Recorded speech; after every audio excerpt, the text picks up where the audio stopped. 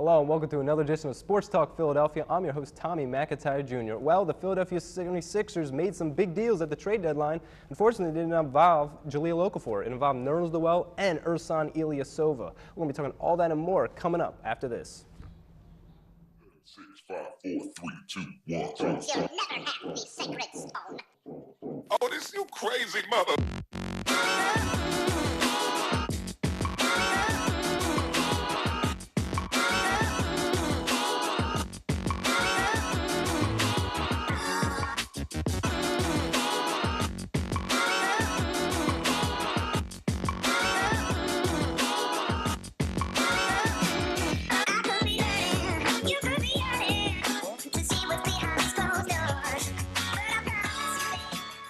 Hello and welcome back. Well, I got a great cast of characters here to join me on desk to talk a little Sixers sports talk right now. I got to my left Steven Silvestro Jr. Thank you so much for coming on. Second week in a row. Really appreciate you having you on. And all the way to my end of the desk. Usually you're right next to me here, Mr. Kevin Switching Cook. it But up this week, I guess. he's joined us today, the co-producer of Sports Talk Philadelphia. So let's get right into it, why don't we? The 76ers, we were kind of thinking about this. We were kind of waiting to see what was going to happen in this trade deadline coming up this Thursday. And guess what? They made some moves. They made their first move, and we can kind of bring this up, trade with the Atlanta Hawks. This sent Ersan Ilyasova, a guy that we received from the Oklahoma City Thunder back in the earlier part of the season, that sent Jeremy Grant to Oklahoma City. He helped us tremendously, I think, during this season. Really brought out the best in some young guys and really played well with Joel Embiid when he's been on the floor. But we can kind of look at this deal right now. So the Sixers received Tiago Splitter, guy that hasn't really played at all this year, has been actually hurt. We received a 2017 second-round pick, which is via Miami Heat. And a swap rights with the Atlanta Hawks pick, I believe, in this round this year as well. And we sent Ersan Ilyasova to the Atlanta Hawks, who are in the playoff hunt and looking for some more shooting since they've dealt Kyle Korver over to the Cleveland Cavaliers. So let's talk about this first, this trade, why don't we? We'll start with you, Steven. What does this mean for the Sixers to kind of say goodbye to an Ersan Ilyasova that would have been a free agent at the end of this year? We probably did not want to pay him bigger money. Well, yeah, it comes down to, like, they decided they weren't going to sign him. Dario Saric really came into play the last few weeks, and they showed that he is going to be the number 4 for here on out. And Ersan Ilyasova, he wants the minutes because he is a good player and he deserves the minutes.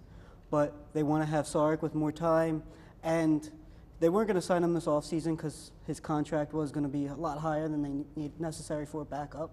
He might have been a good 6-man, but, like, he was going to ask for a lot more money than they were probably willing to give.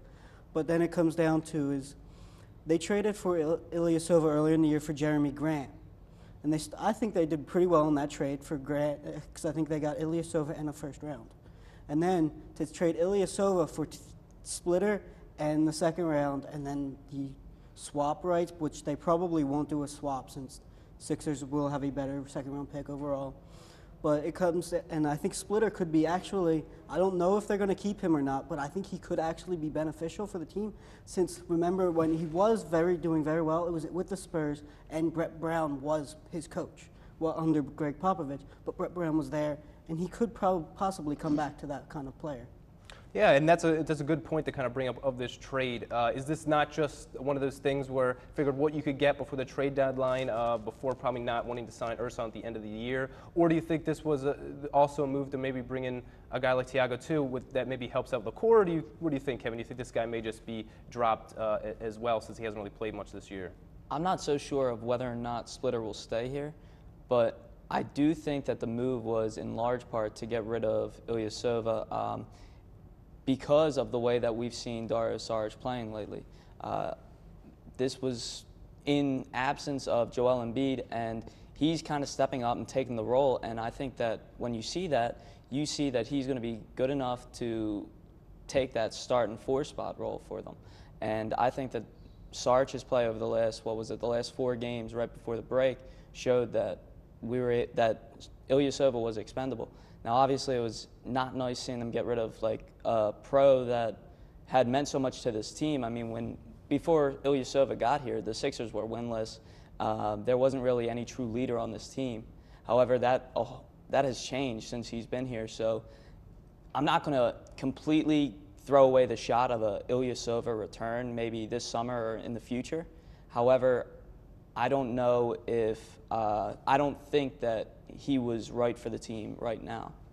Yeah, and that's a good point, I think. I mean, the way Dario Saric has played over this last stretch has been really impressive. And let's kind of just look at Ilyasova's, we're going to look at Dario Saric's point total, why don't we?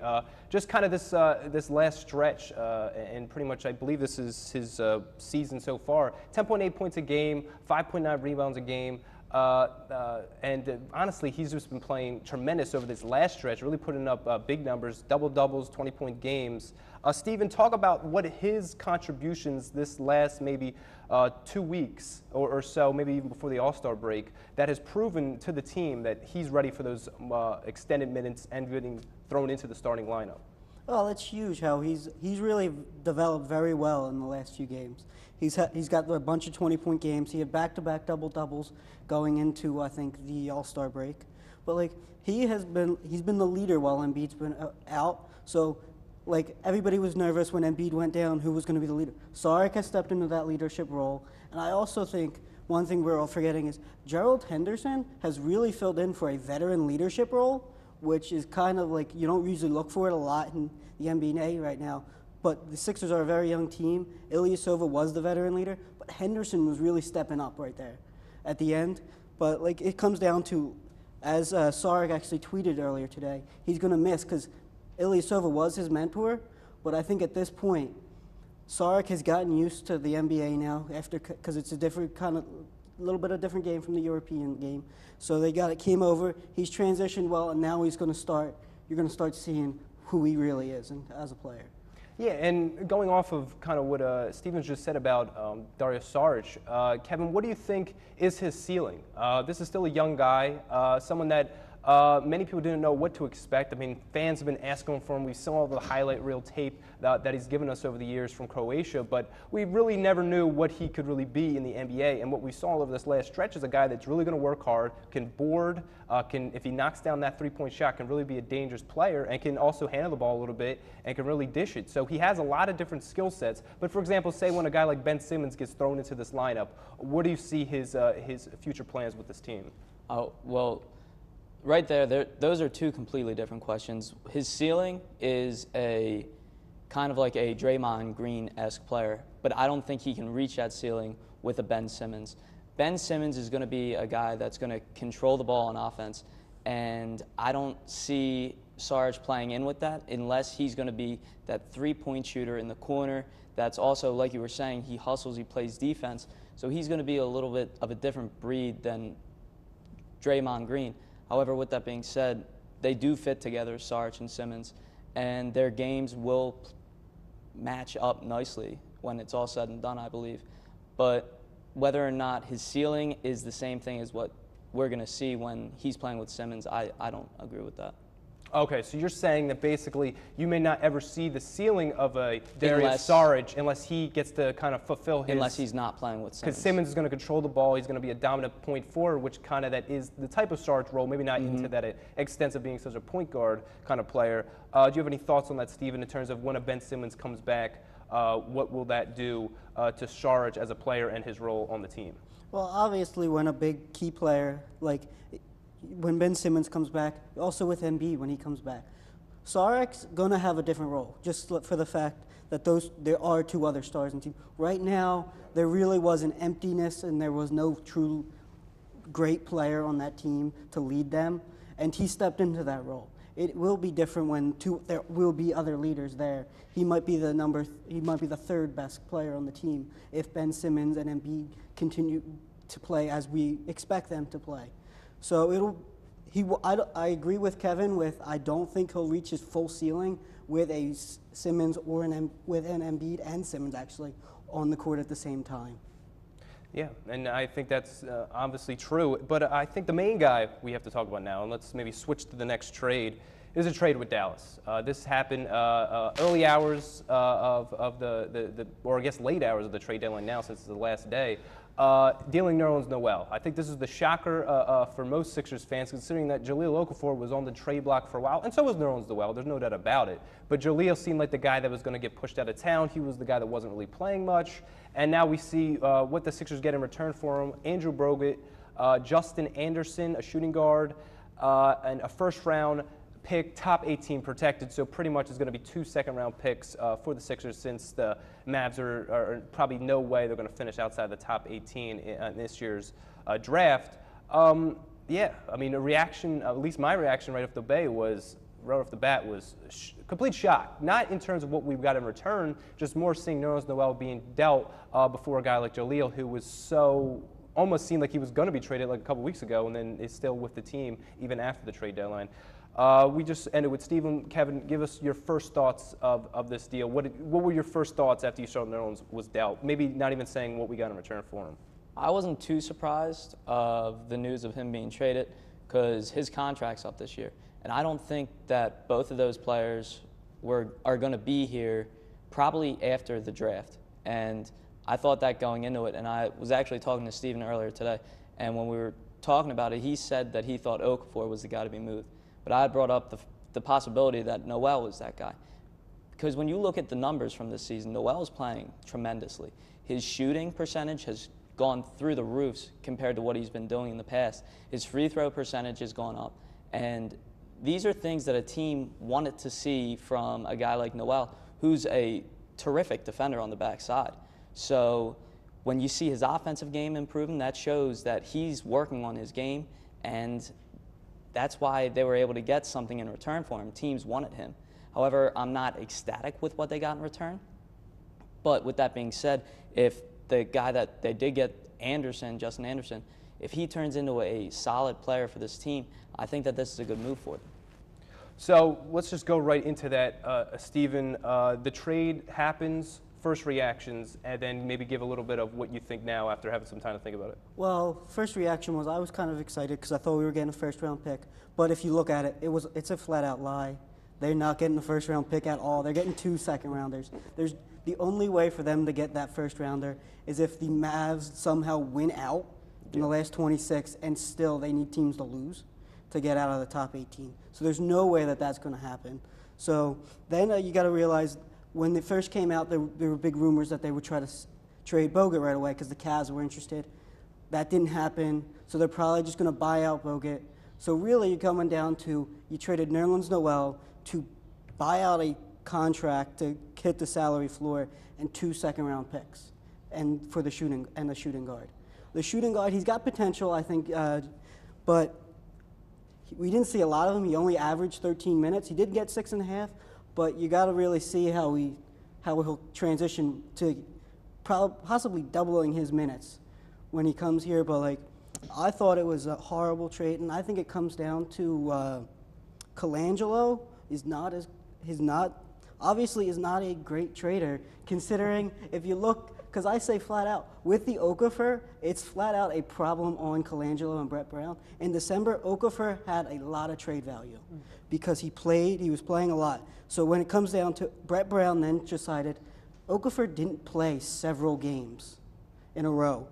That obviously will always hurt a player's value. And then for Colangelo, he had number of teams coming after for Okafor. You had the Bulls, the Pelicans, the Trailblazers, the Pacers. The Nuggets even came after him for a little bit. Where is a trade? There were enough teams looking at him. He was obviously not figuring it out. Yeah, and I think we could talk all about this and more coming up, because we have loads to talk about just in terms of what this trade means for the 76ers and moving forward, what deals will be done going into this offseason. So stick around right after this commercial break.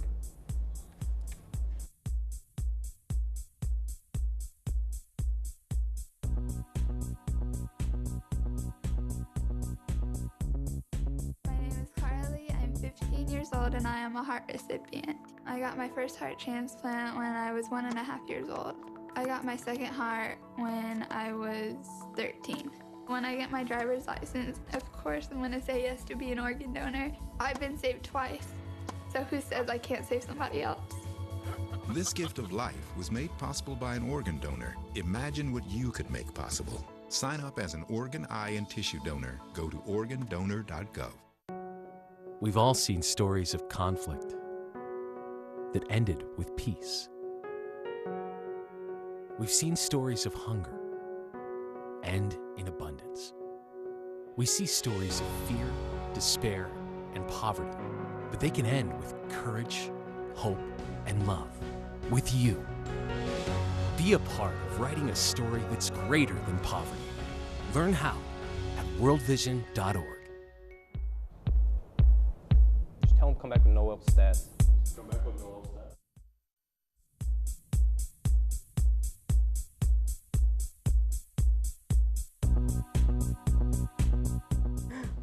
Hello and welcome back to Sports Talk Philadelphia. So let's get right back into the 76ers' big deal, sending Nerlens Noel to the Dallas Mavericks in exchange for Justin Anderson, Andrew Bogut, and a future first-round pick, top 18 protected, which most likely is going to be 2 second-round picks, one this year, one in 2018. Let's go to Kevin now. Let's look at Nerlens Noel's career stats here in Philadelphia. Now, this is the main guy. He was arguably the first pick of the quote-unquote the process, the years of Sam Hinkie. He was the guy that we wound up getting in that trade. He had to sit out a whole year because of his ACL knee injury. But all in all, definitely was a key player. What do you think he's going to bring to the Dallas? Do you think that people will start to recognize that people here that actually liked his game, that he's going to be probably a solid player now, maybe if more people get to see him? I think he's going to fit in well with them because they got Dirk out there. But with that being said, they got limited time left. He's kind of being thrown back into another team where they're going to be down at the bottom of the standings for a little while because they really don't have any young talent out there. And I think we might have gotten one of their best young players back. I mean, they do have Harrison Barnes, who is playing well for them this year, and he might turn out to be a good signing for them, but I don't think he's that A player, that A-list type of guy that can bring home a championship. I don't think Nerlens paired up with him makes any great combination. If they're able to bring in a top point guard, then maybe he will be a great acquisition for them. But I just really don't see that happening. Well, you also got to look at they have Seth Curry. I know he's not Steph, but like Seth, he has potential. You've seen it while he was with the Kings a little bit, and a little bit earlier in the year. He's showing potential that he can shoot. He's got a good offensive game. He's still got to work on the defensive side, but he's not someone to sleep on. I think he could become a better player, but you'd have to give him time, just like you said. But they also, with their starting back with all these they have some young talent. They also have some older talent that could still help out. Like Darren Williams is there and could help out people like Seth Curry and others, and they have Dirk to help out Noel and Barnes. But does Noel want to stay in a situation like that? You got to think he's coming up on a free agent deal. He's going to get offered a lot of money this summer to go play in possibly like a place like Portland. If he's offered that, I think he's going there in a heartbeat. Damian Lillard, C.J. McCollum, some really great point guards. And there's a number of other places like Phoenix. Phoenix has great point guards too. They got great guard play out there, but they just could never find a steady big man. I don't think he's going to want to stay in a place like Dallas where there's old talent and questionable young talent that could make it, whereas when you look around the league, you see studs that are young, like a Lillard, like a Brandon Knight or Eric Bledsoe in Phoenix. Well, you also got to go with money is going to talk in his next one. Though, like with the salary caps going up a lot, so he's going to get a very good deal since it's going up another like $20 million this offseason. So he's going to get looks from these teams. But like if you're looking at the Suns, they are very low. They're below the Mavericks right now. So would he really want to go? I think if he does, well, you also got to see how he builds his relationship with Dallas before we can question if he's going to leave right away. If he has another friendship like he did with like Joel Embiid, he might stay there a little bit longer. And then you got to focus on like the fact who actually will want him. Trailblazers have shown they want a center, and they didn't get one really this trade when the trades ended. But it's really going to be up for grabs what he does this offseason. You really Yeah. got to see what will happen. And I think, I mean, Nerlens is a guy that definitely was thought was going to be a critical point. It looked like the Sixers may have re-signed him this offseason, just seeing what he was able to do off the bench for the Philadelphia 76ers. But obviously, they decided to go in another way. The front office of the Sixers probably just didn't want to sign him to that big contract at the end of the season because he was going to be a restricted free agent. They were going to get an offer sheet or two probably, and they probably just didn't want to have the pressure of matching it. But let's move on to Anderson now. We can look at his stats. This is a guy that it's pretty much he's the player in this deal, it seems like. This is a young guard, really second year in the league, coming out of Virginia, 23 years young. Isn't a great three-point shooter, as you can see from his stats. He shot the ball better in college. Obviously, the three-point range in college is a little bit shorter. Makes his free throws, though. He's like a 78% free throw shooter. Right now, he's only averaging 5.1 points a game, but he also have to mind the fact that he only plays about 13 minutes a game right now. It looks like George Carlisle down in Dallas isn't a guy, this is a veteran coach, isn't a guy that's always going to give players a chance to really prove themselves. Philly's a different type of place. We've seen guys like Covington come in, get the minutes, turn into a really nice player, and what we've seen this year, develop into a nice defensive player. Kevin, going to you, what do you think is the kind of the ceiling of a guy like this? I think he could be turned into, hopefully, a nice bench player for them, especially when you could surround Ben Simmons, hopefully if he ever can come back healthy, as well as Joel Embiid, with guys that can shoot the ball from three and also play some defense, that are wings. Yeah, I definitely like this this pickup. I don't know if I like the price that we paid for it, but I do like this guy. I liked him coming out of the draft. I figured he was going to have a tough time transferring his game to the league, and especially in a place like Dallas. A lot of times you see three-point shooters struggle when they first come up because, like you were saying, that three-point line is a little bit deeper. However, I think that this guy, he's lanky. I think he's got some raw talent on defense. So all in all, I like him, and I think he could be a good player coming off the bench for us in the future. His stats have improved this year. His shooting's gone up. Everything is trending in the right direction for this guy. So I'm kind of happy with him and hope that we continue to see that development from him. Absolutely. And, I mean, I guess it's just wait and see. Obviously, this trade will get made official soon in terms of guys being dealt to each team. But a guy I do want to talk about real quickly before we wrap up Sixers talk is Jahlil Okafor. And I want to talk to Steven about this because this is a guy that you said that you would argue that he's a starting center in this league. And look, he's still on the team. And the Sixers, even late up to the deadline, still tried to deal him. I still think there's a high chance that he may be dealt probably by the time draft comes around. Maybe if we can see if we can get something for him at that point, help us out. But he's probably going to get some more minutes now. Maybe that'll help the team, show him off a little to teams, show him what he can do. Obviously, he's a good offensive player. Defense is not there. What do you see is going to happen these last 20, 25 games, rest of the season with Jahlil Okafor probably still on the team?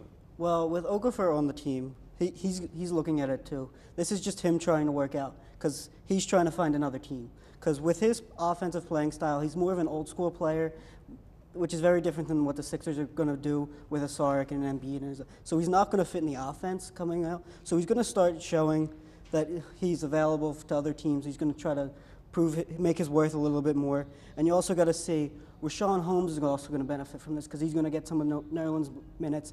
And I think he could work in the offense as like a bench player, but we'll have to see how that works out. Absolutely. We're going to have to see how all this works out. The Philadelphia 76ers are a team in a weird situation, right? We have some great players. Unfortunately, they're unhealthy, and hopefully we can get them back on the floor, starting with Embiid, who now looks like he's going to be out the next 4 games. So mark that on your calendar. March 3rd against the New York Knicks may be his first game if all things go as planned. But that's going to do it for Sixers talk. Let's get into Fast 5, and I'm going to start with Kevin, actually, with a question dealing with the Sixers, but it's more just to go back to Nerlens. Nerlens Noel's legacy. What do you think that will be with the 76ers? How do you think he leaves? I think a fan base liked him for the most, but they appreciate Nerlens. What is his overall legacy here as he leaves, since he was maybe that pretty much the beginning, and now we're starting to see the end of the Hinkie era more and more shipped out? I think he's got a positive reputation here. He got a standing ovation that first time he came back this season, so I think that shows that the fans do like him, and I think he's going to be remembered for some of the great blocks that he had here, and obviously the highlight reel that him and Ish Smith had all last season. So I definitely think that he's going to have a positive reputation here. Yeah, and hopefully he does. I think he's going to do well. I don't know in Dallas, but in the future teams, if he ever goes around the league, he gets on a nice championship caliber team. He's going to be a great difference maker. I don't know if he's a starting center, but definitely a guy off the bench could be a great player for a championship caliber team. All right, Steven, Eagles, Phillies, Sixers, as well as the Flyers. Who has the best chance right now to make a run at a championship? Because it just seems like things are just getting weirder and weirder in this town, and people always have their picks, but who do you think right now? Well, right now, I think all of them are at least 4 years away from really making a strong run to any championship. But I would have to say the Eagles have a lot of key players that could develop really well, especially with Carson Wentz on that team. Yeah, and I think football is the one sport where you can, it's like, it took us a couple years, you could be right in the playoff hunt. All right, back to you, Kevin. Flyers, it looks like they're going to be playing Pittsburgh Heinz Field, and another outdoor game that they were able to play even here at Citizens Bank Park. Do you like that? Is that going to be a bright spot on this hard season for the Philadelphia Flyers? Will you be watching?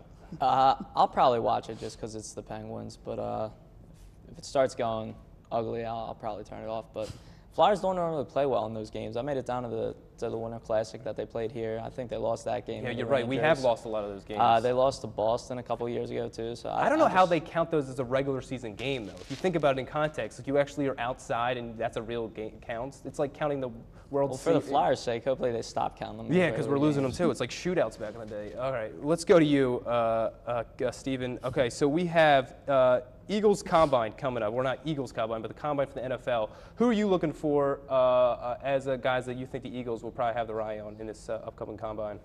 Well, I have to go with Mike Williams, the Clemson receiver. The Eagles really need a wide receiver right now, and big number one, and he did very well with Watson as his quarterback, and I think he could be transitioned very well into the NFL.